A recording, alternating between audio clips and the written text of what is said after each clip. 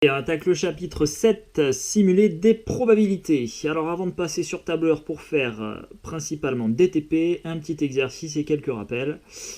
Alors, exercice 1, une histoire de pièce. On jette une pièce de monnaie, on suppose qu'elle ne peut jamais tomber sur la tranche à cause de la rotation imprégnée lors du lancer. Donc elle tombera soit sur pile, soit sur face. Alors, premièrement, s'agit-il d'une expérience aléatoire et on va justifier. Donc, expérience aléatoire, hein, ça c'est un rappel du vocabulaire qu'on a vu dans un chapitre précédent, hein, l'année dernière, en 5e.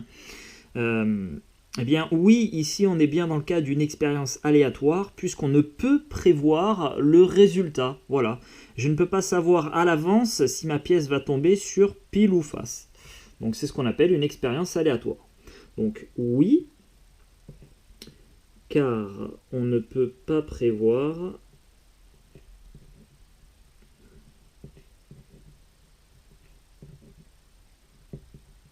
son issue.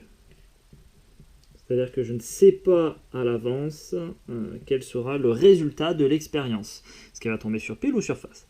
Alors, deuxièmement, on continue sur le vocabulaire. Quelles sont les issues de cette expérience? Alors, une issue d'une expérience, c'est un résultat possible. Voilà. Donc, quand je jette ma pièce, je vais avoir deux résultats possibles. Soit elle va tomber sur pile, soit elle va tomber sur face. Donc ici, il y a deux issues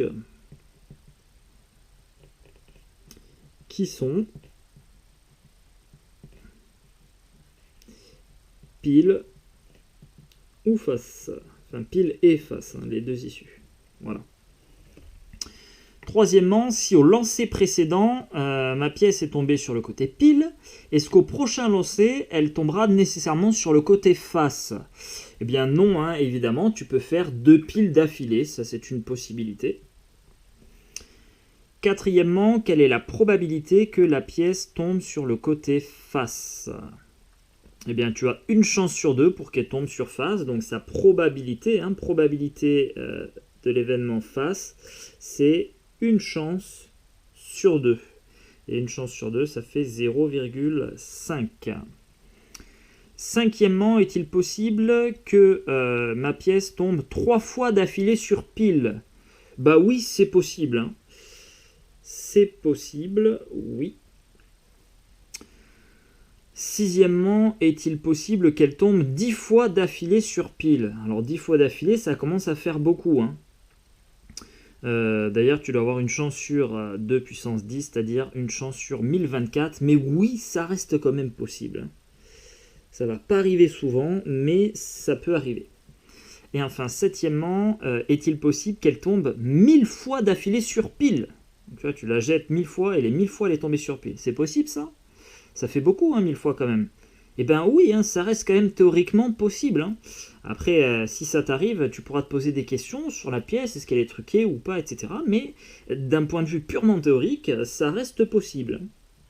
Avec une probabilité très faible d'y parvenir, mais ça reste possible. Tu as d'ailleurs peut-être plus de chances de gagner, probablement plus de chances de gagner au loto que cet événement-là arrive. Et dernière question, question 8. Imagine que ta pièce tombe 5 fois d'affilée sur pile. Quel côté a le plus de chances de tomber au prochain lancer?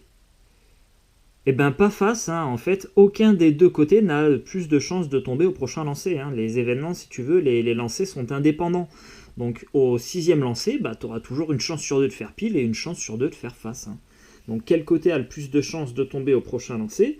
Eh bien, aucun des deux. Hein.